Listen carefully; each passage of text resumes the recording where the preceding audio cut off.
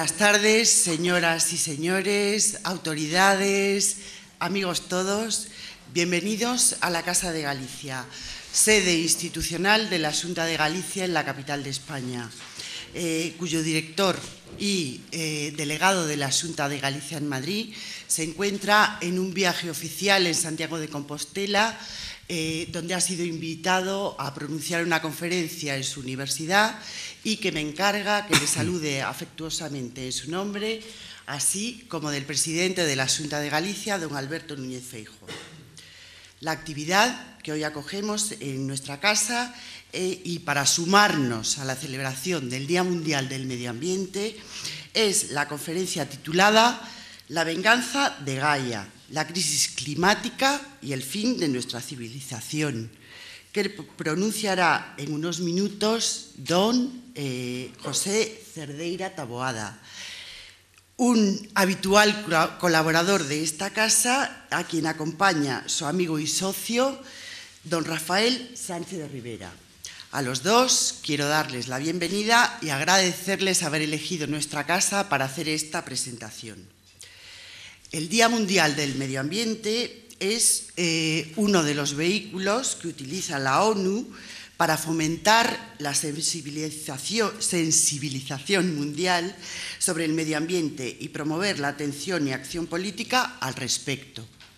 Pero es también una excelente oportunidad para pedirnos solidaridad a todos, de forma que la suma de todas las acciones individuales genere un impacto positivo en el planeta. Es el momento oportuno de todos nosotros para comprender que el cuidado de la tierra es responsabilidad de todos. No solo para eso, sino también para poder convertirnos por un día en agentes activos del cambio, apoyando un desarrollo justo y sostenible, no solo para nosotros, sino también para las generaciones venideras. Sobre nuestro conferenciante, don José Cerdeira Taboada, impulsor de este espacio de información y de comunicación, he de decirles que es ingeniero de caminos, canales y puertos por la Universidad Politécnica de Madrid, de la que en este momento además es profesor ad honorem. Formación que ha completado con un MBA del Instituto de Empresa y es también ingeniero consultor en gestión energética. Su actividad profesional ha estado ligada al mundo de la energía y muy especialmente al de la eficiencia energética, labor que le ha mantenido muy cerca de los problemas medioambientales, trabajando para muy diversas empresas, así como para la administración. Su actividad como madrigallego es constante en todos los ámbitos.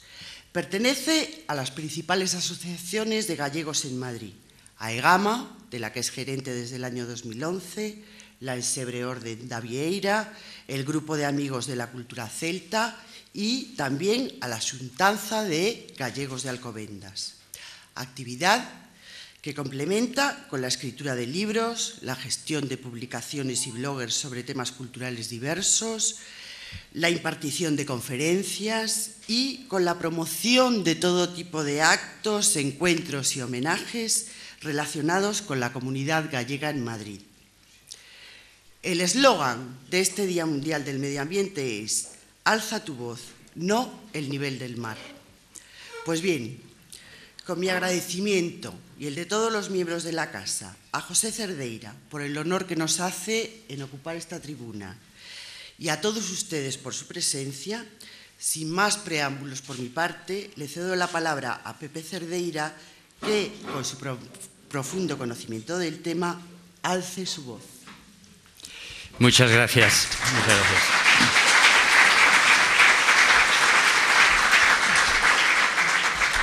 Queridos amigos, buenas tardes. Mi agradecimiento a Ana Rodríguez por sus amables palabras, a Rafael Sánchez, socio y amigo, que me va a ayudar con las diapositivas, y a la Casa de Galicia por permitirme estar hoy aquí.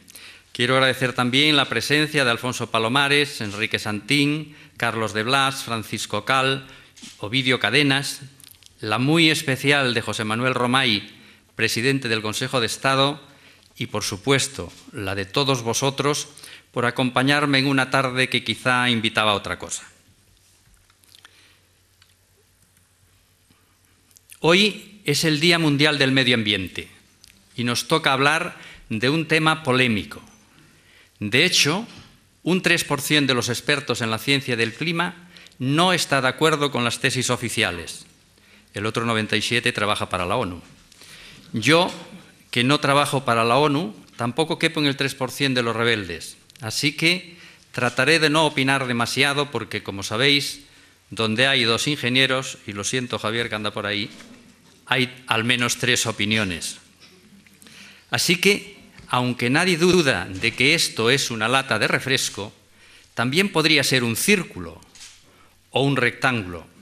Todo depende del punto de vista que elijamos. Y es que ni siquiera hablando de datos habrá unanimidad. Bien, durante la charla intentaré incidir en unas pocas ideas básicas que ayuden a comprender cómo funciona nuestro medio ambiente y cómo es de frágil. En primer lugar, trataré de presentar a la Tierra como un ser vivo capaz de autorregularse y, por tanto, de corregir hasta cierto punto los desequilibrios provocados por las actuaciones humanas. Es la llamada hipótesis Gaia. Una segunda idea buscará determinar si la humanidad, con su desarrollismo despreocupado, ha sobrepasado la capacidad de autorregulación de ese metafórico ser al que hemos llamado Gaia. Y si, una vez superado el umbral de autorregulación, Gaia se va a mostrar simplemente incapaz de corregir nuestras acciones o va a ir más allá y acercarse a lo que sería una Gaia enojada, una mala madre que, como la mítica Medea, busque deshacerse de sus propios hijos. Finalmente, y por si lo anterior no explicara adecuadamente cuál va a ser el fin de nuestra civilización, analizaremos la otra cara de la moneda, la posibilidad de que la crisis generalizada llegara por agotamiento de los propios recursos de Gaia, idea a la que nos referiremos como teoría de Olduvai, ese legendario valle donde aparecieron los primeros homínidos y al que volveremos de inmediato, al menos metafóricamente. Bien, teniendo en cuenta que a muchos de vosotros se os agotará el ticket de aparcamiento, voy a tratar de que esta charla no dure más de 45 minutos, tiempo que pueda alargarse algo si os dignáis a hacerme alguna pregunta. Quienes me conocéis, y sois muchos, sabéis que me gusta comenzar mis historias por el principio, es decir, por Adán y Eva. Yo ya no voy a cambiar, así que hoy comenzaré hablando de la creación. En efecto, parece que aquel domingo 23 de octubre de hace 6.018 años, Dios tuvo una idea, chascó sus dedos y creó el mundo. Luego, sin delegar en nadie, fue separando cuidadosamente la luz de las tinieblas, lo sólido de lo acuoso, puso plantas, flores y animales por todas partes y finalmente, tras 5 días de trabajo, el viernes 28 de octubre, a eso de la hora 9, creó al hombre. Tras mirarlo atentamente, no le pareció muy de fiar, así que decidió tutelarlo de cerca, trazándole un camino que debía seguir si no quería ser severamente reprendido.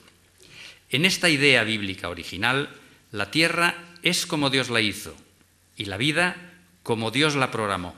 No hay interrelación entre una y otra, y la tierra y vida siguen su camino por separado, sin influirse, dependiendo todo de la intervención directa de Dios. Pero, años más tarde, hacia 1859, llegó el señor Darwin con unas extrañas teorías que cambiaron nuestra forma de pensar. Según él, Dios lo había creado todo, sí, pero dejando que los seres vivos se las arreglaran por sí solos. Les puso el soporte, el medio en el que tenían que desenvolverse, y luego deberían ser ellos los que se adaptaran al medio, seleccionando a los individuos más capaces. Dios les dio una regla: el que más corra escapa del león, el que corra menos será devorado y no tendrá descendencia. Es el principio de selección natural, y Dios ya no necesitó intervenir más. Mediante este sistema, la vida pudo evolucionar y adaptarse al medio, pero el medio, eso sí, seguía sin adaptarse a la vida. Tuvimos que esperar otros 100 años para que otro brillante científico inglés, James Lovelock, diera un paso más y se preguntara si no sería posible que ambos componentes interfirieran entre sí, como en un sistema complejo en el que cada subsistema fuera capaz de influir en la evolución del otro. Formarían así un sistema de orden superior. El medio condicionaría a la vida, sí, pero la vida también condicionaría al medio.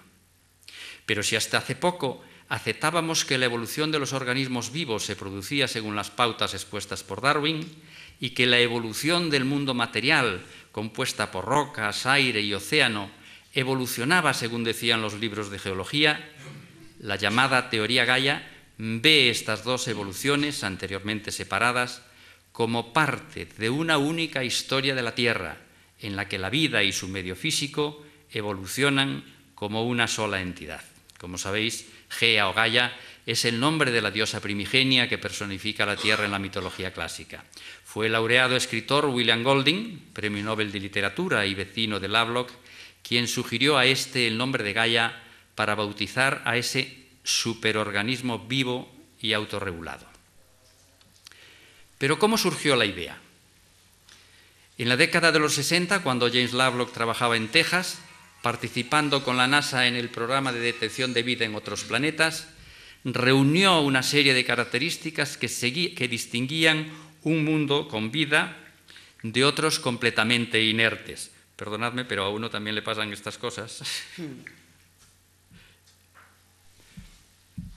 Esas características definían una atmósfera inestable que no podría mantenerse así durante mucho tiempo si alguien o algo no se ocupara de mantener o provocar su inestabilidad.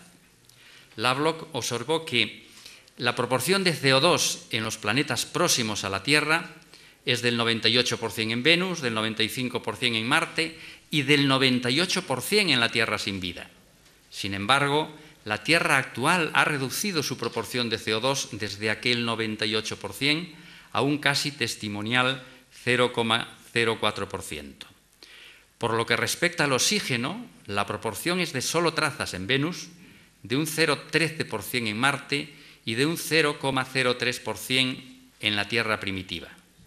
Pero desde que apareció la vida oxigénica en la Tierra, la proporción de oxígeno ha subido y luego se ha mantenido alrededor del 21%. En la composición de la atmósfera terrestre está también el metano, un gas de muy corta vida en presencia de oxígeno, pero que a pesar de ser inestable, ha permanecido casi constante desde la aparición de la vida oxigénica en la Tierra. Por otra parte, la temperatura global de la superficie de la Tierra se ha mantenido con muy pocas variaciones en tiempos geológicos, a pesar del incremento en la energía recibida del Sol, que puede haber subido en los últimos 3 millones de años cerca de un 40%.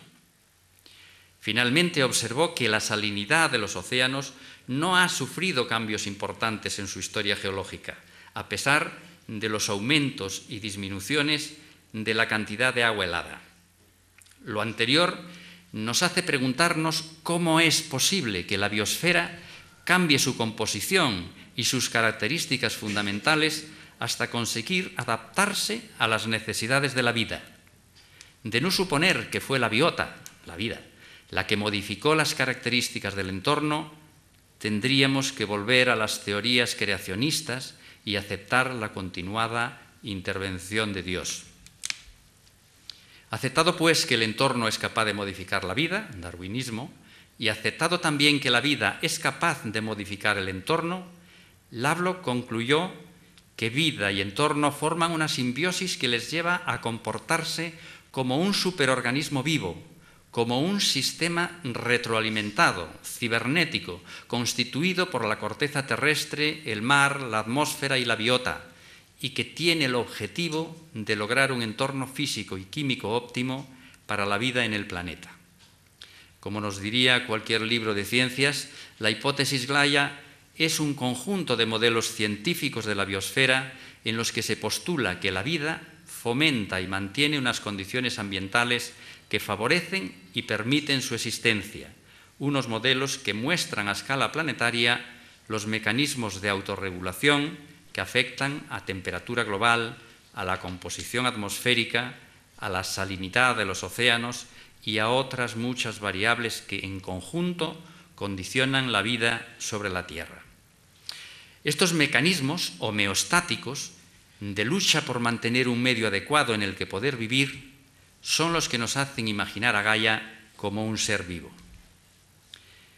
Dice Lovelock que él solía imaginarse a Gaia como un animal cualquiera, pero eso sí, muy grande, quizá un elefante o una ballena. Sin embargo, aclaró que recientemente prefiere imaginársela como un camello, seguramente por su resistencia. En todo caso, lo que asemeja a Gaia a cualquier otro ser vivo es el hecho de estar formada por unidades elementales de vida, las células, que se agrupan formando tejidos especializados y cuya simbiosis es capaz de mantener la vida del organismo superior.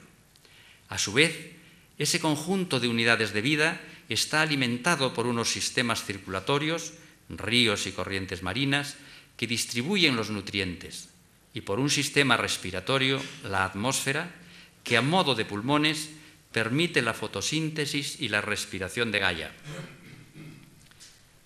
Nos hemos imaginado a Gaia como un ser vivo capaz de regular las condiciones para el mantenimiento de la vida. Pero, ¿cómo son esos mecanismos homeostáticos de los que dispone Gaia, capaces de hacer tal regulación? Veamos un ejemplo tremendamente simplificado. El llamado mundo de margaritas es un sistema sintético, esquemático, que nos permite intuir cómo actúan los mecanismos homeostáticos, cómo un sistema muy simple podría llegar a regular la temperatura de la Tierra.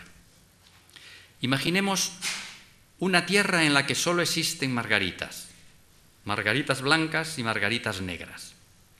Las margaritas blancas reflejan la radiación solar y, por tanto, aguantan mejor el calor. Al mismo tiempo, al reflejar la luz, impiden que la Tierra se caliente. Por su parte, las margaritas negras, al absorber la radiación solar, pueden proliferar en ambientes más fríos y, al mismo tiempo, al absorber esa energía, ayudan a calentar la Tierra. Si la radiación aumenta, las margaritas negras comenzarán a morir, mientras que las blancas aumentarán y la Tierra se refrigerará. Si la radiación disminuye, las margaritas blancas se helarán, proliferarán las negras y ayudarán a calentar la Tierra. Vemos cómo un mecanismo tan simple como este puede regular la temperatura, pero dentro de determinados valores. Fuera de ese intervalo, tanto las margaritas negras como las blancas morirán, de frío o de calor, pero morirán y no habrá regulación posible. Como hemos visto, Gaia es equiparable a un organismo vivo capaz de autorregularse, pero esa autorregulación tiene unos límites. Cuando se sobrepasan, la regulación es imposible y el sistema puede volverse altamente inestable, tanto que los mecanismos de tipo estabilizador se convierten de repente en generadores de inestabilidad, convirtiendo los resultados en puramente caóticos. Gaia deja así de comportarse como la buena madre que hemos descrito y se convierte en una Gaia indignada y deseosa de venganza, ante la cual, como dice Lovelock, nada de lo que hagan las naciones servirá para nada. Y continúa: definitivamente, antes de que se acabe este siglo, la ciudad de Londres estará inundada y todas las zonas costeras del mundo. Imagínense, por ejemplo, el país entero desaparecerá bajo las aguas. Sus 140 millones de habitantes intentarán desplazarse a otros países, donde no serán bien recibidos. En todo el mundo habrá muchas guerras y mucha sangre. Nos veremos reducidos a solo unos 500 millones de humanos viviendo en el Ártico y tendremos que empezar de nuevo. ¿Pero qué estamos haciendo para situarnos al borde de tal desastre? ¿Hemos superado ya el punto de no retorno? Decía el diario El Mundo del 10 de mayo del 2013 que la concentración de CO2 en la atmósfera ha rebasado el techo simbólico de las 400 partes por millón, el récord de la era industrial, una cifra considerada por muchos científicos como el punto de no retorno. El crecimiento de las emisiones de CO2 antropogénico continúa de forma imparable, 2,2 entre 1970 y 1990, de un 2,3% en años sucesivos. Para este 2014 se espera que la cantidad de CO2 emitido por la quema de combustibles fósiles sea de 32,5 gigatoneladas. Dicho de otra forma, si pudiéramos congelar este CO2 y almacenarlo en un recinto como por ejemplo el Estadio Santiago Bernabéu, deberíamos alcanzar una altura de más de 3.000 kilómetros, y eso en solo 12 meses. Como nos indica el gráfico, es verdad que siempre hemos tenido oscilaciones climáticas. De hecho, en los últimos 400 milenios podemos observar 4 ciclos muy similares, con un crecimiento relativamente rápido y unas bajadas más lentas y con mayor ruido. Pero nunca superamos las 300 partes por millón.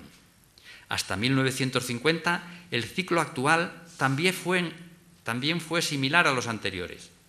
Pero a partir de ese momento, las concentraciones se disparan y se encaminan hacia más allá de las 400 partes por millón.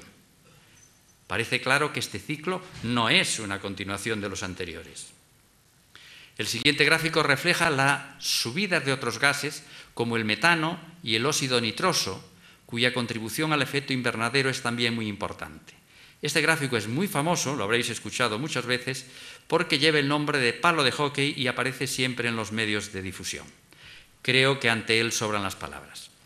Echemos ahora un vistazo a la evolución de las temperaturas en el Holoceno, es decir, tras el fin de la última glaciación. El primer gráfico no es en absoluto alarmante. Las temperaturas han ido bajando con ligeras ondulaciones a partir del último óptimo climático de hace unos 7.500 años. Si nos fijamos en el siguiente, cuya resolución ya nos permite observar los últimos años del pasado siglo, la subida de temperaturas comienza a mostrarse significativa, siendo este bastante más ilustrativo de la situación en que nos encontramos, situación que corrobora el último, en el que, por cierto, algunos escépticos han querido ver una pequeña ralentización del calentamiento global que el reciente informe del IPCC ha venido a rechazar. Volvamos ahora al gráfico de concentración de CO2 al que hemos superpuesto el de las variaciones de temperatura. Lo que se aprecia es la altísima correlación entre niveles de CO2 y temperatura, de la que deducimos que la temperatura sube aproximadamente 1 grado por cada 10 partes por millón de aumento de CO2. Pero dado que la variación de la temperatura lleva un retraso con respecto a la variación del dióxido de carbono, las temperaturas actuales aún no han reflejado los últimos incrementos de CO2. La pregunta es inmediata. ¿Qué va a pasar con la temperatura cuando se haya correlacionado con las 400 partes por millón de CO2 que tenemos en la actualidad? ¿Subirán las temperaturas 10 grados? La consecuencia más inmediata del aumento de temperatura es la fusión de los hielos polares y de los que forman los glaciares. En el hemisferio norte se aprecia una disminución importante de la banquisa que ha pasado de cubrir unas 13,5 millones de kilómetros cuadrados a mitad del siglo pasado a no sobrepasar los 10,5 millones en el año 2013, lo que representa una disminución de casi el 25%. La situación de los hielos sobre Groenlandia es más compleja y aunque su superficie parece disminuir, no está tan claro lo que está ocurriendo con su espesor. Algo parecido está pasando en los hielos de la Antártida, cuya superficie de hielo parece reducirse también, aunque en menor medida que en el caso del Ártico.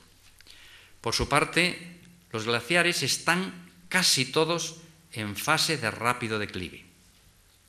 Estos efectos son además inestabilizantes, dado que la disminución de la superficie de hielo supone una disminución del efecto albedo, de la radiación reflejada, y por tanto una retroalimentación positiva que favorece el aumento de temperatura. El aumento del nivel del mar se debe básicamente a dos causas. a la fusión de los hielos depositados sobre superficie terrestre, que aportarían una gran cantidad de agua líquida, y al aumento del volumen de agua por dilatación térmica a consecuencia del aumento de temperatura. En la figura podemos apreciar cómo en los últimos 20 años el nivel oceánico ha venido subiendo unos 3,3 milímetros por año.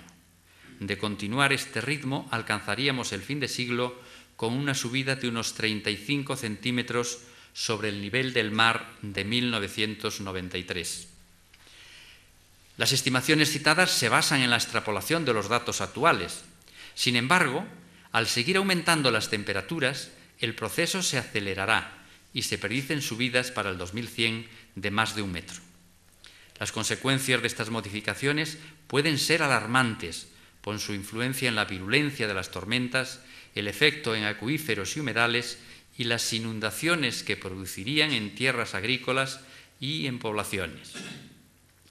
Otra decisiva influencia de la fusión de los hielos podría ser el cambio en las importantes corrientes marinas.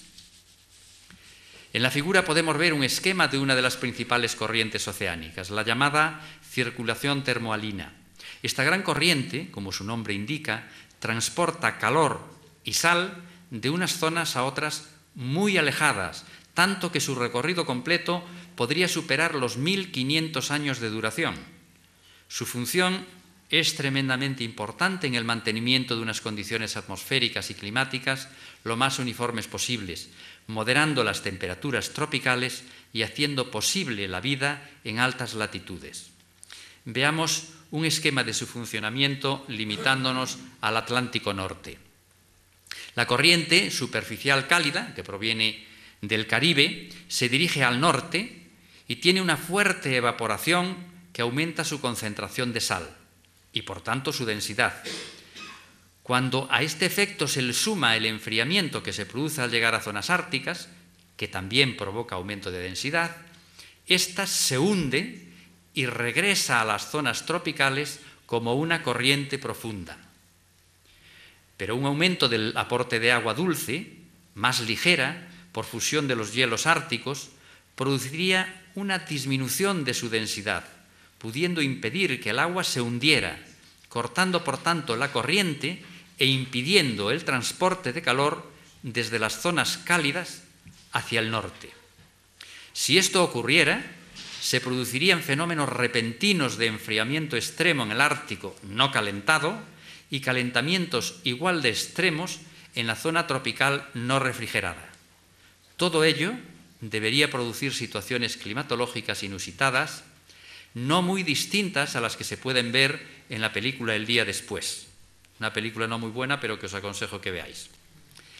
La interrupción de las corrientes marinas y de su capacidad para transportar calor de las zonas tropicales a las zonas polares provocaría, como ya vimos, un aumento de las temperaturas en las latitudes bajas y medias, causando su desertización casi completa. Pero, mientras eso no ocurra, las consecuencias del cambio climático global sobre la desertización son complejas y no están suficientemente entendidas.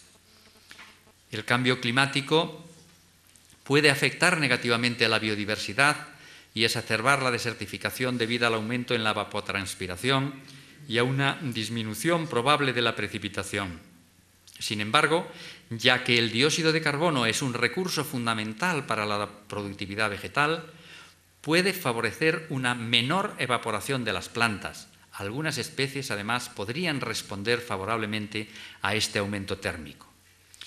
Las diferentes respuestas de las plantas de las tierras secas al aumento del dióxido de carbono y de las temperaturas pueden llevar a cambios en la composición y abundancia de especies.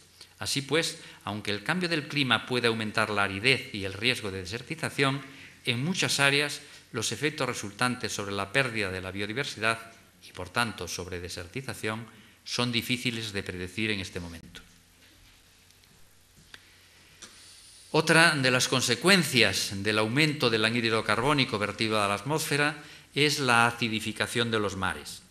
Como sabemos, una parte del CO2 de la atmósfera se disuelve en las aguas marinas. aunque esto supone un alivio para la carga carbónica atmosférica, representa un importante problema para los entornos marinos al convertirse este en ácido carbónico que a su vez se descompone en bicarbonato cálcico y detrae calcio de las necesidades que tienen muchos animales marinos para sus exoesqueletos. Desde el comienzo de la revolución industrial, el pH ha venido cayendo lentamente, caída que se acelerará en los próximos años hasta alcanzar un 7,7 a final de siglo, con los correspondientes daños para corales y animales marinos. Pensad que venimos de 8,2. Finalmente, y por nombrar una consecuencia algo más exótica, citaremos el fenómeno de la llamada bomba de clatratos.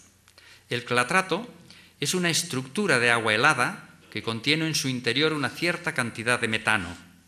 Estas jaulas de hielo se forman tanto en el fondo de mares muy fríos como bajo el hielo de zonas de permafrost y parecen tener una gran capacidad de retención de gases, quizá hasta un 20% en peso. Con el aumento de temperatura, los clatratos pueden romperse o licuarse, dejando libre el metano que mantenían retenido. Esto daría lugar a importantes casos de anoxia oceánica y atmosférica, como los que provocaron la gran extinción de hace 250 millones de años, además de las importantes influencias térmicas que ello supondría. Para muchos, estos gases contenidos bajo el hielo son una auténtica bomba de relojería que pone en peligro nuestra supervivencia. Un calentamiento de apenas un par de grados puede fusionar o romper las estructuras heladas y desencadenar un gran desprendimiento de gases invernadero de efectos impredecibles. Cabe decir que estos clatratos de metano podrían utilizarse para la extracción de gas natural, pero de momento no parece ser rentable. Como hemos visto, nuestro sistema Gaia está desbordado. Los distintos parámetros que solían definir su consistencia están ahora al borde del abismo o, quizá, más allá, y el desastre parece inevitable. Quizá pudiéramos dejar de aumentar nuestras emisiones de CO2. Incluso podríamos reducirlas o eliminarlas, pero ¿cómo eliminar de la atmósfera ese manto protector que va a seguir calentándonos durante mucho tiempo? El futuro es impredecible, caótico, al menos en el sentido matemático del término. Como dice Lovelock, sospechamos que existe un umbral, quizá de temperatura o de dióxido de carbono, más allá del cual nada de lo que hagan las naciones servirá para nada ni podrá evitar el desastre. Pero puede haber algo peor, y es que algunos sospechan que Gaia puede no ser tan buena madre como pensábamos. Peter Ward es un paleontólogo y profesor de ciencias del espacio en la Universidad de Washington en Seattle, conocido por ser quien propuso la hipótesis de Medea. Según Ward, los propios mecanismos darwinianos son los que permiten el desarrollo egoísta de las especies sin respeto al medio, introduciendo una realimentación positiva que, lejos de conseguir una regulación óptima, llevarán a la propia destrucción de la vida. Dice Ward, los defensores de la teoría Gaia piensan que los huéspedes de un hotel van a repintar las habitaciones y dejar flores frescas antes de salir. Por el contrario, nosotros, los defensores de Medea, pensamos que es mucho más probable que tiren los muebles por la ventana con un comportamiento autodestructivo similar al de algunas famosas estrellas de rock. Su razonamiento se basa en la cantidad de veces que la vida estuvo a punto de desaparecer de la Tierra. En la mitología clásica, Medea, dominada por los celos, no duda en sacrificar a sus hijos para hacerle el máximo daño a Jasón, su marido, y privarlo de la continuidad de su linaje. Como la Medea mítica, nuestra Medea particular también tuvo unos episodios violentos en los que trató de eliminar a sus propios hijos, provocando extinciones en masa que pasaron a formar parte de la historia geológica de la Tierra. Echemos un vistazo a algunos de los más ilustrativos. La vida sobre la Tierra comienza hace unos 3.800 millones de años. Pero aquellos primeros organismos unicelulares, las sulfobacterias, tomaban la energía del sol mediante una fotosíntesis no oxigénica, no respiraban oxígeno. Algunos, como los llamados metanógenos, respiraban CO2 y expulsaban metano. Entonces, como vimos, la composición de la atmósfera era muy distinta de la actual, con casi total ausencia de oxígeno y abundancia de metano. Las radiaciones solares llegaban sin filtrar hasta la Tierra, porque no había ozono, y los pequeños seres vivos debían protegerse de estas radiaciones si querían seguir viviendo. Debían, pues, permanecer en lagos y mares a una profundidad donde las peligrosas radiaciones ultravioleta B no llegaran. Pero, bien porque Gaia fuera una gran alquimista deseosa de experimentar nuevos sistemas de vida, o bien porque Medea decidiera ya entonces acabar con sus hijos aún unicelulares, lo cierto es que hace unos 3.500 millones de años surgieron unas bacterias azules cuya fotosíntesis consistía en la absorción de CO2 y la expulsión de oxígeno. Durante los siguientes 1.000 millones de años, ambas formas de vida pudieron convivir sin mayores problemas, porque el oxígeno, generado por las cianobacterias, servía para oxidar aquellos primeros metales que cubrían la corteza de la Tierra y que, ante la falta de oxígeno, no habían tenido la oportunidad de oxidarse. Pero llegó un momento, hace unos 2.400 millones de años, en que toda la corteza terrestre estaba ya formada por óxidos metálicos y, por tanto, el nuevo oxígeno generado por las cianobacterias empezó a acumularse en la atmósfera. Este importante momento de la historia de la Tierra recibe el nombre de catástrofe del oxígeno, porque ocurrió lo que tenía que ocurrir. El oxígeno resultó ser un gran veneno para los organismos anaerobios y todas las formas de vida desarrolladas en los 1.000 millones de años anteriores fueron gaseadas en el dantesco horno en que se había convertido la atmósfera terrestre. De esta gran extinción de organismos metanógenos solo se salvaron algunas especies refugiadas en microambiente anóxicos como sedimentos inundados, cuevas no ventiladas y, curiosamente, en el estómago de los rumiantes. El aumento de oxígeno tuvo también sus ventajas. Por un lado, la respiración oxigénica es mucho más eficaz en términos energéticos que la fermentación, y eso permitía seres de mayor tamaño, incluso pluricelulares. Y por otra parte, el aumento de oxígeno fue dando lugar a la formación en las capas superiores de la atmósfera de unas moléculas triatómicas de oxígeno, llamadas ozono, que tenían la beneficiosa propiedad de actuar como cubierta protectora de las radiaciones procedentes del espacio. La vida pudo así asomarse a la superficie de mares y lagos e incluso asomarse a las tranquilas playas de la época, acabando por poblar la tierra firme. Pero el oxígeno también tuvo sus consecuencias negativas, y es que acabó con el metano, principal gas de efecto invernadero de la época. Su rápida destrucción por oxigenación provocó la pérdida del benéfico efecto invernadero y un enfriamiento rápido de la Tierra hasta cubrirse ésta casi completamente de hielo.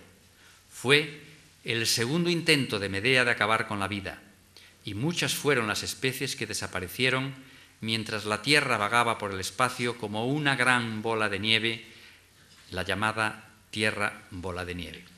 Afortunadamente, una época de grandes emisiones volcánicas solucionó el problema al enviar a la atmósfera ingentes cantidades de CO2, cuyo efecto invernadero, algo menor que el del metano, fue no obstante suficiente para devolver la temperatura a sus valores normales.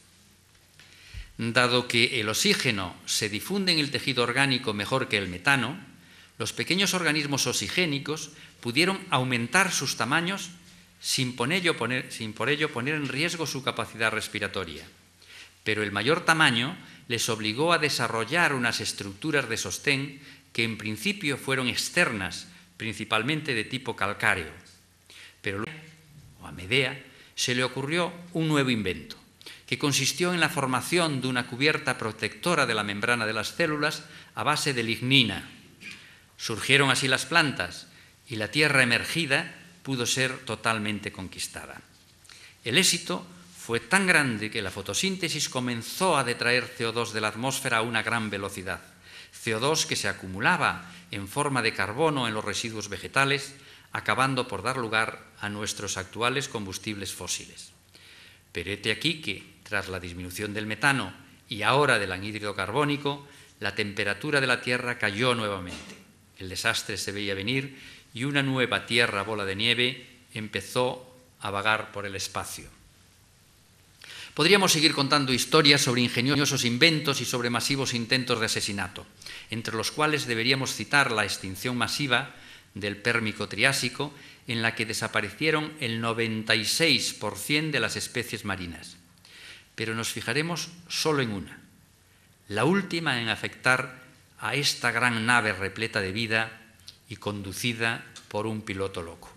Y es que el postrer gran invento de Gaia, o de Medea, fue el crear un ser insignificante, sin ninguna otra característica especial que no fuera la de poseer una cabeza desmesurada.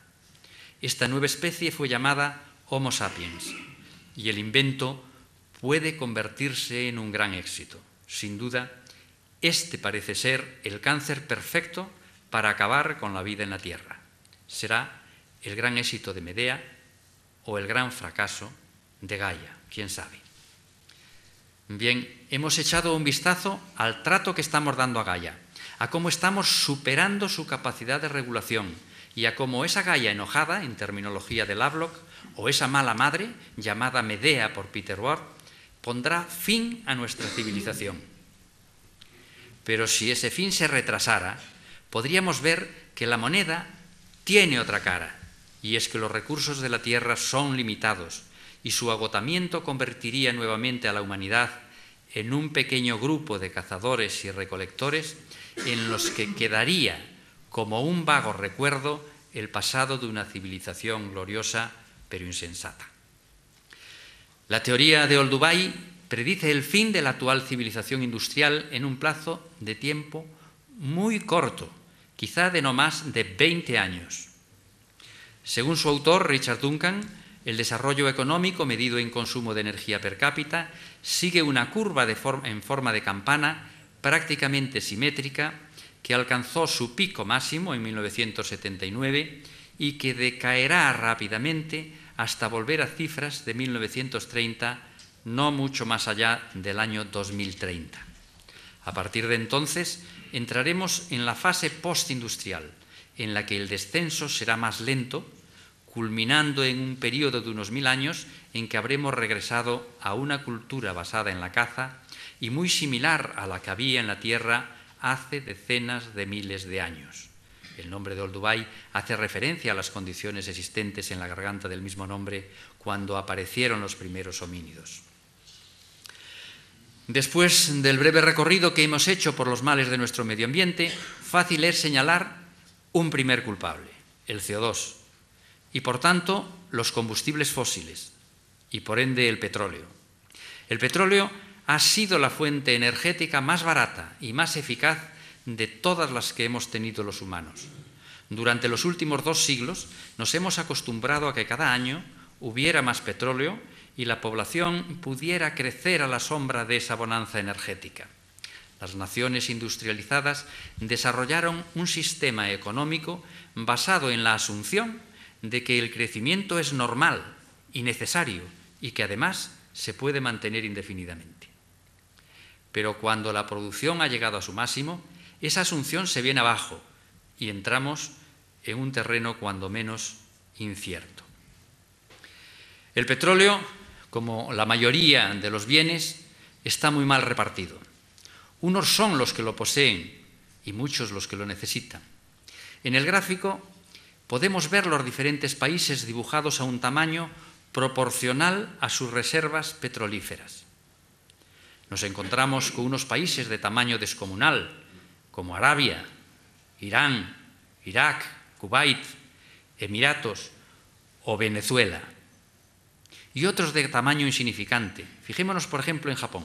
¿Lo encontráis? O en la propia China o en la India. ¿Y qué decir de Europa? O la misma América, excluida Venezuela. ¿Qué pasará cuando estos países reclamen su cuota imprescindible y los primeros traten de proteger sus escasas reservas. La siguiente tabla nos muestra el mix energético de los 10 mayores consumidores de energía del mundo y sus índices de generación de CO2. Observad el consumo de carbón de los dos primeros, 70,4% y 52,9%. Y luego fijaros en el de los tres últimos, 5,2, 6,7 y 3,7. Sin pretender entrar en temas de política energética, que podrían ser objeto de otra charla, parece claro cuáles son las medidas que se deben tomar para reducir estos límites. Marion King Hubbert fue un geofísico que trabajó para la compañía petrolera Shell en Texas. Entre sus aportaciones a las prospecciones petrolíferas está su análisis de la evolución de la producción de cada pozo, que evoluciona en forma de curva gaussiana para alcanzar un pico máximo coincidente con el momento en que el coste de extracción es mínimo, para luego ir descendiendo al tiempo que aumentan los costes de extracción. Pero Hubbert dedujo también que si ese era el comportamiento de un pozo individual, el comportamiento de un conjunto de pozos distribuidos aleatoriamente por la superficie de un país debía ser similar. Dedujo así su famosa curva que, aun siendo aceptada casi universalmente, puso al mundo a debatir sobre dónde estaba su famoso vértice, o lo que es lo mismo, el famoso pico de producción petrolera. A partir de las curvas de Hubbert, Richard Duncan desarrolló su teoría de Olduvai. Como ya hemos indicado, la teoría de Olduvai prevé que la duración de la civilización industrial actual, basada en el petróleo, dure unos 100 años contados a partir de 1930, momento en que la curva de consumo alcanzó ya el 37% del pico petrolero. Según el propio Duncan, la curva de consumo de energía per cápita es equiparable a la curva identificativa del nivel de vida, del estándar de vida de la población. Y en ella podemos observar al menos tres fases. Entre 1945 y 1959, momento de máximo consumo per cápita, la producción de petróleo creció a un ritmo del 3,45% anual. A partir de 1959, la cosa se estabiliza y por primera vez en la historia, la producción empezó a declinar a un ritmo del 0,33% hasta el año 2012. En algún momento, alrededor de 2012, se alcanzó la mayor producción absoluta mundial y a partir de ese momento, la producción disminuirá a una tasa aproximada del 3,3% anual hasta alcanzar en 2030 una producción similar a la de hace 100 años, a la de 1930. Los primeros síntomas de la disminución de energía serán los apagones causados por caídas de tensión en las redes, apagones que irán seguidos por el racionamiento y la parálisis. Las grandes ciudades serán las primeras en sufrir el caos y la muerte. Las más pequeñas podrán resistir algo más, pero solo las poblaciones rurales podrán sobrevivir si antes la violencia no les ha barrido del mapa. Aunque las fechas de Duncan no son compartidas por todos, sí lo son las ideas fundamentales. La caída será más rápida o será más lenta, pero no por ello distinta. En este gráfico, que representa los estándares de vida para distintos grupos de países, básicamente USA, la OCDE y países no OCDE, podemos observar cómo la caída dependerá fuertemente del nivel de desarrollo alcanzado hoy, en el presente, y como según esta teoría, al final todos convergeremos hacia Olduvai. La teoría de Olduvai fue desarrollada pensando básicamente en el agotamiento del petróleo y posteriormente en el agotamiento de todos los combustibles fósiles. Pero esta teoría puede ser extendida a todos los productos que la humanidad obtiene de la naturaleza y muy especialmente a aquellos que son imprescindibles para las nuevas tecnologías. Aunque algunos de los elementos necesarios están disponibles en abundancia, otros son tremendamente escasos y sus reservas están concentradas en unos pocos países. Fijaros lo que nos comentaba el diario ABC. Su agotamiento pondrá a prueba nuestra capacidad de supervivencia. El siguiente gráfico hace un resumen de las ideas que hemos intentado exponer durante esta charla. Durante la primera parte de ella nos entretuvimos en analizar cómo los restos de la actividad humana están llevando a Gaia más allá de sus posibilidades de equilibrio y entrando en un terreno abonado para que Medea, su versión menos amable, asuma el protagonismo. Pero si Medea se retrasara en acabar con la civilización actual, siempre nos quedaría Olduvai, una teoría que describe cuidadosamente nuestro futuro, agotar los recursos que Gaia nos dio hasta convertirnos en unas pequeñas tribus de cazadores nómadas con una población inferior al 10% actual. Un comentario al margen de lo escrito: este 10% actual, 700, 500, 600 millones de habitantes, es lo que se calcula que puede alimentar una tierra no trabajada industrialmente, no trabajada, digamos, con el petróleo. Todo ello, claro está, si antes no decidimos acelerar el proceso por nuestros propios medios.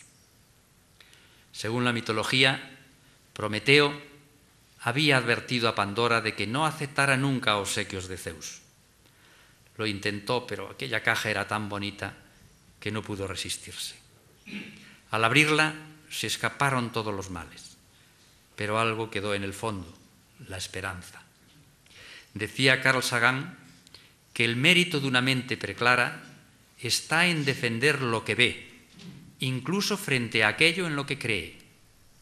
Si de verdad podemos ver que Gaia somos nosotros mismos y de aceptar que no podemos ser el cáncer que acabe con ella, entonces, y solo entonces, como en la caja de Pandora, quedará un rayo de esperanza. Alguien dijo que la tierra pertenecía al viento. No es verdad. La tierra pertenece al futuro, a nuestros hijos y a los hijos de nuestros hijos. Muchas gracias.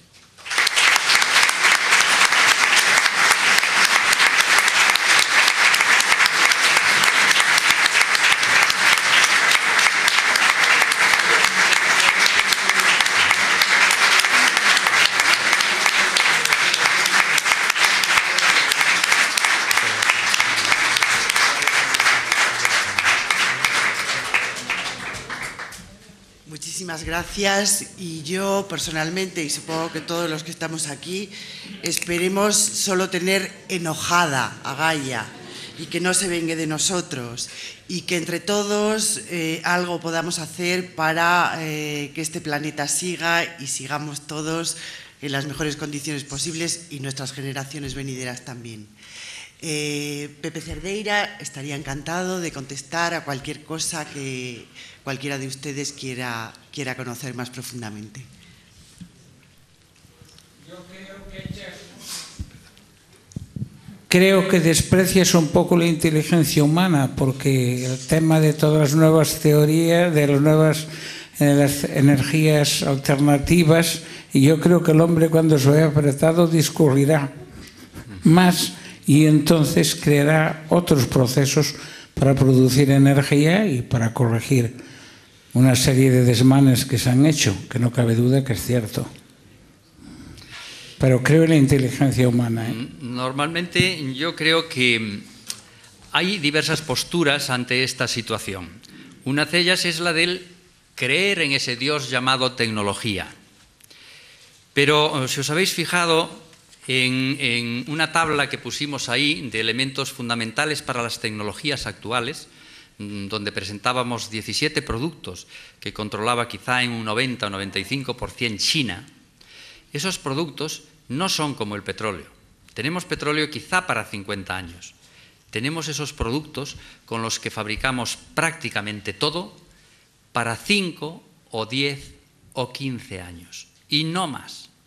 Por otra parte, las tecnologías progresan, que es una barbaridad, dicen, pero no es una verdad del todo. Hay algunas tecnologías que progresan, que es una barbaridad. Pero si vosotros ahora queréis ir a Estados Unidos, seguís yendo en un Jumbo que ya existía hace 40 años. Si cogéis un automóvil, será más eficiente, pero sigue con el mismo sistema de cuando se inventó los motores de 4 tiempos, sean diésel o sean de gasolina. No han cambiado sustancialmente, aunque han mejorado su eficiencia. Todo es un poco una creencia en ese Dios tecnología, en el que, curiosamente, los que menos creemos somos los técnicos. Cuando yo estudiaba, y estoy hablando de los primeros 70, la energía de fusión pues estaba como a unos 30 años, estaba casi al alcance de la mano. Han pasado muchos años, ahora no está a 30, ahora está quizá a 50 o a 60. No se ha acercado. Las tecnologías no son tan inmediatas. Nosotros tenemos energías renovables, por supuesto que sí, pero estas energías renovables necesitan mucho tiempo para sustituir al petróleo. No es fácil alimentar un avión con corriente eléctrica, no es fácil, ni otras muchas cosas así. Por otra parte, muchas de las energías renovables no se dice, pero producen kilovatios, digamos, de baja calidad. Es decir, yo llego a mi casa y quiero tomarme una cerveza fría, necesito que el frigorífico enfríe, pero en ese momento es posible que ni el aerogenerador ni la fotovoltaica me envíen ese kilovatio que necesito. Por tanto, se asume muy bien las energías renovables cuando hay otras energías de apoyo que pueden suministrar los kilovatios que ellas no suministran. Pero llegado a unos ciertos momentos hay que plantearse seriamente cómo almacenamos esas cantidades ingentes de energía para guardarlas de cuando nos sobran a cuando las necesitamos. De todas formas, la opinión es completamente libre, ¿no? Dicen que los teoremas no se discuten, nadie discute el teorema de Pitágoras, pero, por ejemplo, la teoría de la gravedad es una teoría y alguien puede pensar razonadamente que mañana las manzanas van a caer hacia arriba. Es lícito, aunque yo, sinceramente, no lo veo muy claro.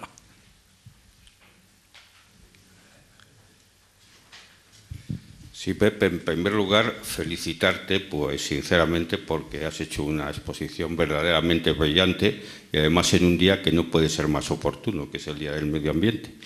Pero, sin embargo, con mucha razón, vinculas de alguna manera la existencia de la vida en la Tierra a la disponibilidad de recursos energéticos, que evidentemente se están agotando, pero yo creo que se está olvidando algo que para mí es fundamental y a lo mejor, perdonadme, arrimo el ascua a mi sardina, y es la enorme potencialidad que tiene la energía nuclear.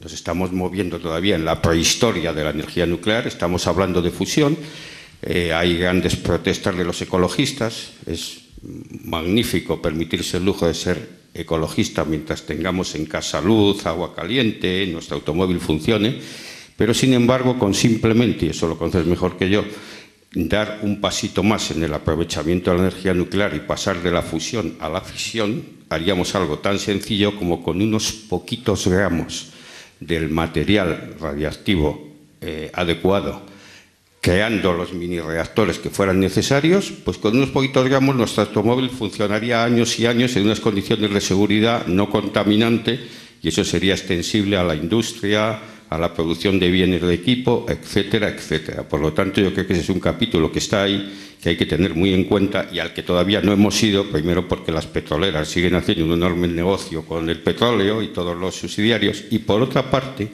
la capacidad de adaptación de los seres vivos a su supervivencia en condiciones adversas es tan notable como que, por ejemplo, fíjate, ya John Bolton en la Universidad de Colorado, hace ya como 10 años, con modificar simplemente un gen de un gusano, de un nematodo, uno de sus genes, y nuestra carga genética está cerca de un 99% de la de esos nematodos, consiguió que duplicaran su esperanza de vida y multiplicaran y se hicieran resistentes a un montón de patologías que hubieran conducido a su extinción. Eso llevado al hombre, y lo digo por dejar alguna esperanza en el auditorio y sobre todo como has terminado tu conferencia hablando de nuestros nietos, si el hombre tuviera la misma plasticidad genética de algo tan elemental como, insisto, un gusano que nos parece tan despreciable, el hombre podía vivir en unas condiciones, ya se plantearía el problema de quién nos paga las pensiones, de hasta 250 años. Eso lo dejo ahí un poco en fin, que quede una cierta esperanza de que la humanidad va a seguir y nos vamos a adaptar y probablemente un hombre de la edad de hielo no sería capaz de vivir en estos momentos. Muy bien, pues muchas gracias por todo. Sí, yo solo hacer un pequeño comentario. Aquí se pone en duda el futuro de nuestra civilización, nunca el futuro de la humanidad. Lo que ocurre es que esta humanidad, sin la correspondiente civilización basada en energía, no es viable para 7.000 millones de personas. Lo sería para 500 millones, 700 millones, quizá 1.000 millones, que es lo que produciría una agricultura sin necesidad de irrigación, sin necesidad de tractores, sin necesidad de abonos químicos, sin necesidad, digamos, de desviar el río Colorado para irrigar todo el oeste del centro-oeste de Estados Unidos. Entonces, no sería posible. Por supuesto, si la vida de las personas pasara de los 80 años o de los que sean a los 200, no te quiero ya explicar. Ya la situación sería muy difícil. Pero con respecto al tema nuclear, como yo estaba convencido de que ese tema salía, sí me lo he apuntado aquí un poco y me lo tomo un poco en broma porque, sinceramente, son temas como muy serios y cada uno tiene muy formada su opinión y aquí mi opinión es una más y no se trata de nada, ¿no? Pero de alguna forma, José Manuel, me alegro de que me hagas esa pregunta. Decía Woody Allen cuando le preguntaban, ¿y tú qué opinas de la muerte? Y decía, pues estoy en contra. Dice, yo estoy en contra de la energía nuclear. Estoy en contra de los combustibles fósiles. Estoy en contra de las energías renovables. Pero cuando llego a casa me gusta la cerveza fría y enciendo la luz. Y enciendo la luz. Mira, pensad una cosa.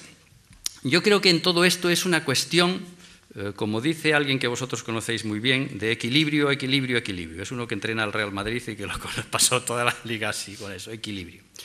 Desde el punto de vista de costes, por no entrar en discusiones, digamos que la energía nuclear es competitiva. Más o menos, pero es competitiva. Si lo viéramos desde el punto de vista que más nos importa hoy, es decir, del medio ambiente, en esta tabla podemos ver como su huella de carbono no está nada mal. No, perdón, en la tabla, no teníamos una tabla, esa. Ahí vemos que la energía hidroeléctrica es la que menos CO2 envía a la atmósfera y la que más es, lógicamente, el carbón. No está nada mal desde ese punto de vista y sería aceptable. Si queremos verlo desde el punto de vista de seguridad de las personas, que es más polémico, yo os voy a dar una información para que podáis discutir, pero no para que penséis que tengo razón. En los últimos 50 años, el número de víctimas causadas por la energía nuclear está entre 50 y 5.000. Ese paréntesis es tan amplio para intentar disminuir un poquito las discusiones, porque es muy difícil saber si una persona que se muere a los 60 o 70 años de un linfoma se muere realmente como consecuencia de Chernóbil o no. Por tanto, tenemos cifras de todo, las que queramos, ¿no? Pero entre 50 y 5.000. En ese mismo tiempo, el número de muertes en accidente de aviación alcanza los 50.000. No nos preocupamos mucho, pero alcanza los 50.000. El número de muertos en carretera sobrepasa los 50 millones. Tampoco a nadie se le ocurre prohibir los coches ni nada de eso.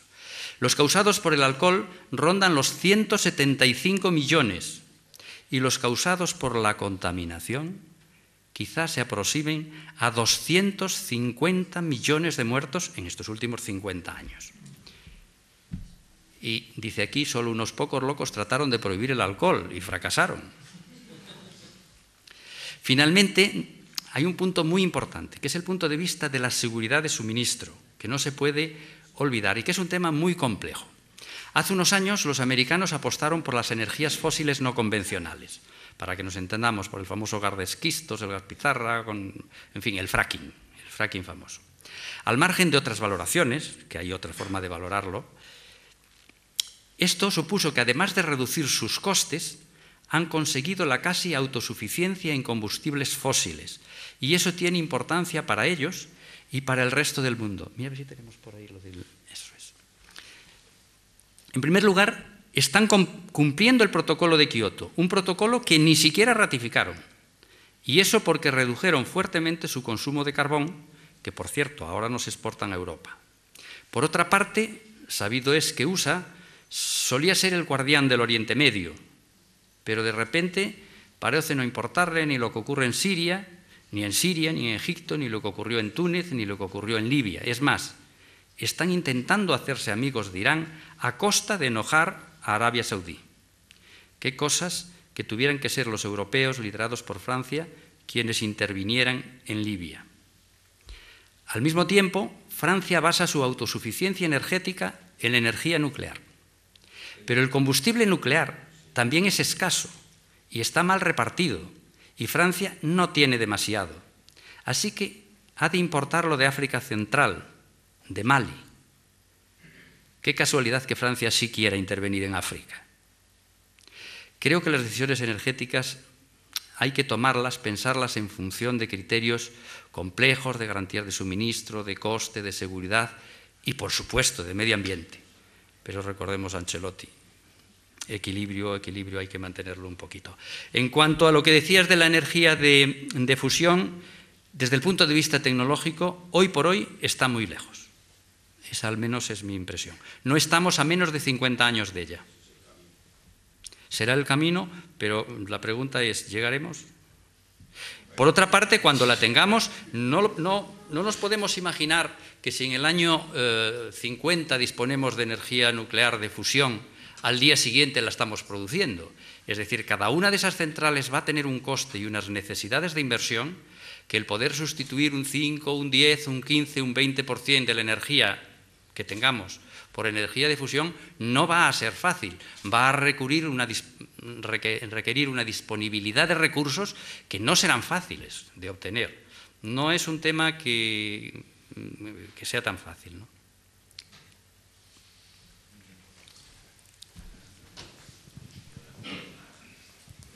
Bueno, en primer lugar, la felicitación a Pepe. Me pareció una muy buena ponencia. Como yo provengo del mundo educativo, creo que hay que introducir en el currículum estos temas ecosociales, estos temas de qué es lo que va a pasar.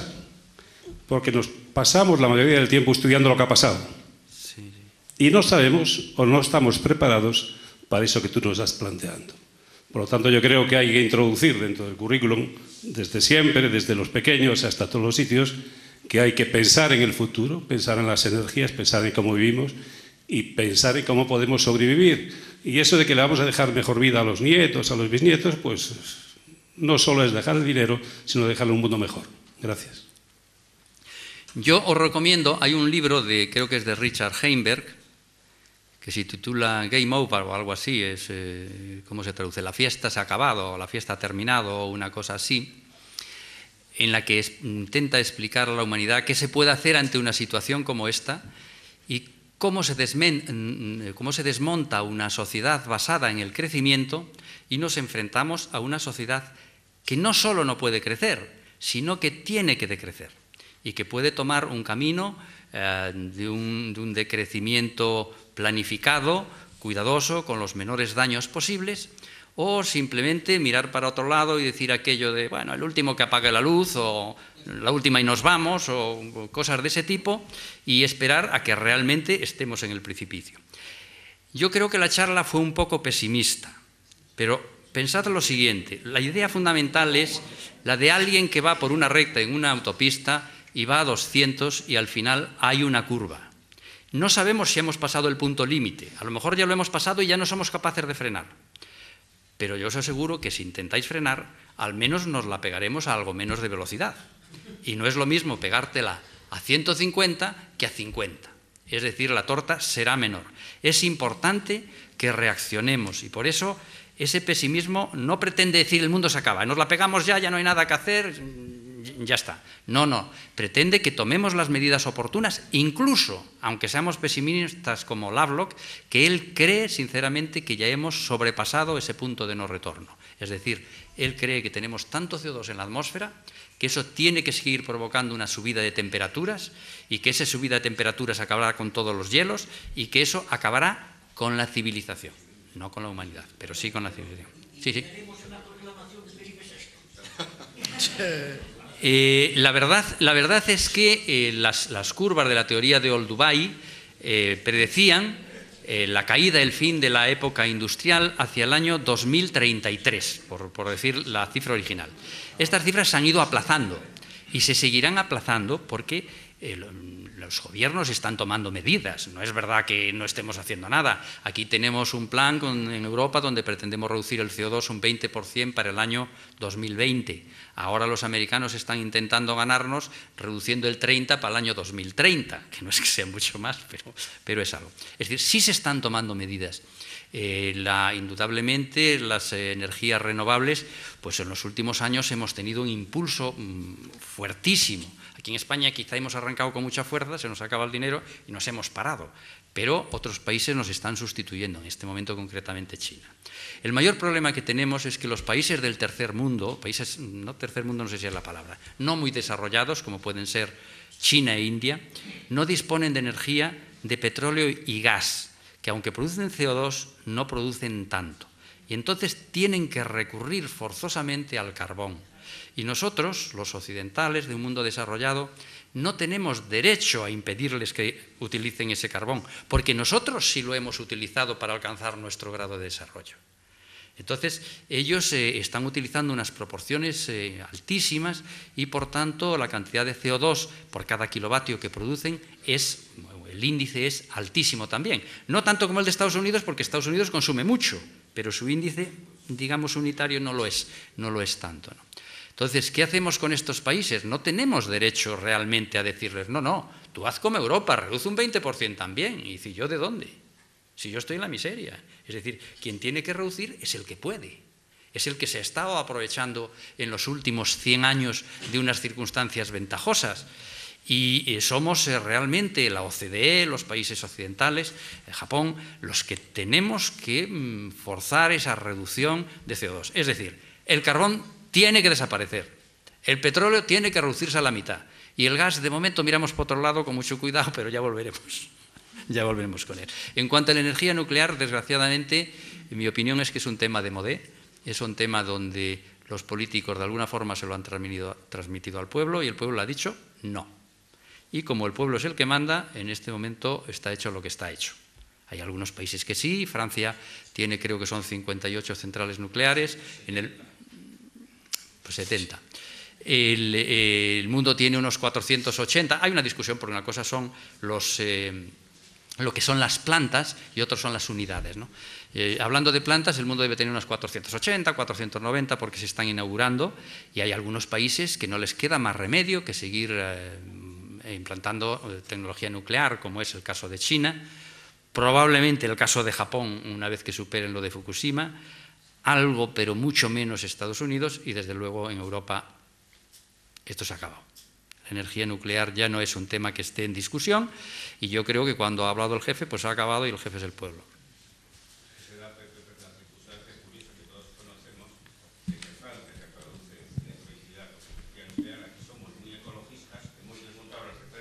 Y le compramos la electricidad a precio de oro a Francia, que la produce 50 kilómetros más allá y que si hay un accidente nuclear nos va a llegar directamente a nosotros. O sea, que son cosas que insultan la inteligencia. De todas formas, sí es verdad que uno de los temas de la energía nuclear es el peligro para las personas. Pero la energía nuclear, en un análisis más profundo, hay otras cosas que hay que tener en cuenta sus costes generalizados, es decir, el coste de esos recursos que van a durar, pues no sé, 300 años o 3.000 años o 300.000 años, ¿no? Realmente los problemáticos son los primeros, los últimos no lo son tanto, pero esos costes no los estamos contabilizando cuando decimos que la energía nuclear es competitiva. Y había que verlos. Son temas muy polémicos y yo creo que la sociedad tiene derecho a tomar sus decisiones y a decir, yo acepto que se caiga un avión de cada no sé cuántos, de que se maten 1000 personas al año y asumo ese riesgo y voy en avión. Y no estoy dispuesto a asumir el vivir pues, al lado de una central nuclear, aunque el riesgo sea, en principio, al menos en las estadísticas de los 50 últimos años, mucho menor. Pero yo creo que, en fin, las propuestas pertenecen a los políticos y el decir sí o no a los pueblos. Yo, Pepe, estoy aquí. Ah, Lidia. Lidia. Ante todo, felicitarte como el resto de la gente que ha intervenido, porque me ha parecido muy brillante y además te expresas con una facilidad y una elocuencia digna de elogio. Así que enhorabuena. Bueno, a mí la verdad es que me ha parecido una exposición muy valiente, para nada pesimista, sino sobre todo valiente, porque teniendo en cuenta el auditorio al que te diriges, decir que el crecimiento o pensar que el crecimiento infinito es un absurdo, pues es muy valiente desde mi punto de vista. Pero Lidia, el mundo es limitado, llegará un momento en que no cabremos. El Club de Roma decía eso hace muchos años. Sí, sí, estoy completamente de acuerdo contigo y de hecho es que es una realidad. El crecimiento constante que nos venden constantemente, valga la redundancia, pues es una quimera, es un imposible, ¿no? Es un espejismo, por así decirlo. Pero, insisto, me parece una exposición muy valiente y para nada pesimista, quizá porque lo entiendo desde el punto de vista de la reflexión personal y también de la responsabilidad que cada uno de nosotros tenemos para intentar un poco cambiar las cosas, ¿no? O sea, no es que la visión que has dado sea pesimista, sino lo entiendo como una visión en la que cada uno de nosotros, en nuestra individualidad, debería ser consciente de la responsabilidad que tiene para devolver parte de aquello que recibe. Entonces, me gustaría saber tu opinión al respecto y sé que te voy a hacer una pregunta que no me vas a poder contestar y si me contestas me sorprenderás enormemente. ¿Qué crees que podemos hacer nosotros desde nuestra individualidad, desde nuestro trabajo, nuestra empresa o nuestra vida, para intentar contribuir a que esta situación no se acelere, sino que vayamos un poco lentos y lleguemos al futuro ese que tú describes de volver al campo, a las sociedades rurales, ¿no? Porque tengo la sensación de que el mensaje, y sobre todo el mensaje que se está dando ahora, olvida completamente la situación real del planeta, de la responsabilidad que tenemos con él y de ese deseo que tú has expuesto de que el planeta dure para nuestros hijos y para nuestros nietos. Entonces la pregunta es, que sé que me extiendo y concreto, desde nuestra individualidad, ¿qué piensas y desde tu experiencia y tu conocimiento que podemos hacer para contribuir a ser responsables y a devolver parte de lo que la Tierra nos da? Bueno, yo parto de la base de que nosotros tenemos que difundir un poco el conocimiento de los hechos. Y cuando digo difundirlos, es difundirlos en un cierto equilibrio. Pero si realmente la sociedad no está preparada, si la sociedad es una sociedad, permitirme esta palabra, es una sociedad de creyentes. Yo creo que esto es así, yo creo que esto no es así, yo creo en la energía nuclear, yo creo en la tecnología, yo creo que esto es todo mentira. Yo creo que esas sociedades son muy difíciles de llegar a una discusión tranquila, reposada, donde cada uno lo vea de su manera, exprese lo que quiera, pero que quite un tanto la palabra creo. Esto no son religiones, esto no puedes tener un Dios, dice, no, es que mi modelo es, pues no sé, vamos a decirlo aquí, James Lovelock. Bueno, es que tú no puedes creer en James Lovelock, tú tienes tus ideas y lógicamente vas a aprender un montón de él porque es un científico pues independiente que ha dedicado toda su vida, que tiene 40 patentes, que es doctor en no sé cuántas tal y que trabaja en su jardín y que no cobra de nadie. Que incluso las patentes, la mayor parte de ellas las ha regalado, algunas de las cuales son realmente dignas de mencionar. Es decir, él tiene algún equipo de detector de partículas que es como un paquete de tabaco, que es capaz de detectar. Después de utilizar un spray con CFCs en Japón, al cabo de 6 meses es capaz de detectarlo, por ejemplo, desde Inglaterra, que se ha utilizado. El cacharrito, no Lovelock. Entonces, esas patentes son impresionantes. En realidad, gran parte del desarrollo de la ecología está basado en todas estas patentes de Lovelock. Pues aún así, uno no puede decir, creo. No, desde el momento que crees, ya sobras, ya no tienes pensamiento tuyo propio, ya no te desarrollas. O sea que llevar información a la gente, explicar que es difícil y que no hay soluciones, o al menos que no hay soluciones mágicas. Y cuando un pueblo sabe que tiene una dificultad ante sí mismo y que la dificultad es esa, cuando sus gobernantes le presentan una solución y le dicen, pues no sé, eso famoso del sangre, sudor y lágrimas, la gente puede aceptarlo, pero tiene que entenderlo, tiene que saber a cambio de qué. Si no sabe a cambio de qué, ni sabe por qué, pues dirá, otro cachondeo más, ¿no? Y entonces nuestros líderes en este momento nos presentan las cosas como claras. Dice, la solución de esto es esto. Entonces tú te apartas por allí, pero llegas allí, encuentras otro líder y te dice, no, la solución de esto es esto. Y dices, ¿pero qué dice? Y te vas por el otro lado. Y lo que se genera es como una falta de interés por las soluciones que nos afectan a todos. Yo creo que es la educación, la formación, lo que prepara a una gente para ser capaz de aportar algo y de apoyar a los líderes que nos lleven a tomar medidas duras, contundentes, pero que salven en gran parte el futuro, no voy a decir de nuestra civilización, pero de una civilización que se vaya adaptando a la realidad, que no tiene por qué ser la que tenemos. Es más, no lo va a ser. Bueno, pues si alguien más quiere hacer alguna pregunta breve, si no, cerramos ya por hoy la intervención. Yo, sí, desde mi punto de vista ha sido una exposición pesimista, pero espero que el optimismo nos acompañe a todos los que estamos aquí hoy.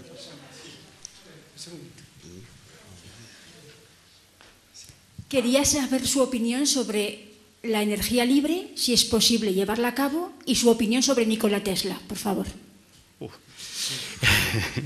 Bueno, lo de la energía, todas esas energías mágicas, uno es sinceramente pesimista. Uno estudió ciencias y, en fin, leía en los libros hace muchos años que en 1700 y pico la Academia de Ciencias francesa decidió no estudiar ningún invento en el que se creara energía de la nada. Decidió no estudiarlo, no decir que no tenía ningún problema. Por tanto, uno ahí pues sí es un poco quizá dogmático porque, bueno, pues que es así, la energía no se crea, ni se destruye, ni se tal. En cuanto a Nicolás Tesla pues fue un iluminado, un fuera de serie, un personaje extraordinario, aunque un tanto anárquico.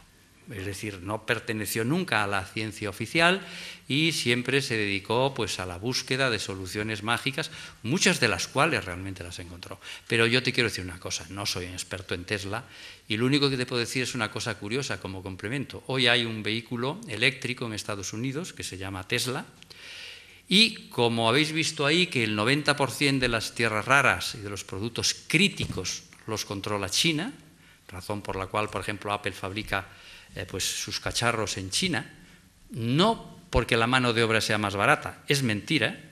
Esto tiene tan poca mano de obra que lo fabricaría más barato en California, pero lo fabrica allí porque ya no tiene ningún problema con el suministro de tierras raras, mientras que si lo fabricara en el otro sitio tendría problemas. Tesla ha tomado una decisión curiosísima y quizá única, estoy hablando de la fábrica de coches Tesla, de coches eléctricos, y es que ha decidido utilizar tecnologías antiguas, sin ninguna tierra rara en la composición de sus baterías. Eso hace que sus motores ahora mismo, pues un 20% quizá más pesados que el resto de competidores, pero están teniendo un cierto éxito y no se arriesgan a lo que le pasó, por ejemplo, a Toyota, que como sabéis, recientemente por la disputa de unas islas, pues Japón ha detenido a unos pescadores e inmediatamente China cortó pues, el suministro a Japón de tierras raras y se dejó de fabricar el Prius, el Toyota Prius, durante 3 meses. Inmediatamente, claro, se soltaron los pescadores y todo eso. Entonces, si tú tienes una gran empresa y estás sometida a chantajes de ese tipo, pues tienes que ver por dónde te va porque eso puede suponer tu quiebra. Tesla, en ese sentido, sigue con las ideas quizá de Nicolás y parece que no le va mal. Veremos. Pero yo no soy un experto en Tesla. No. Bueno, pues muchísimas gracias a todos y por cortesía del catering a casa nos van a ofrecer ahora un vino para rematar este acto. Muchas gracias.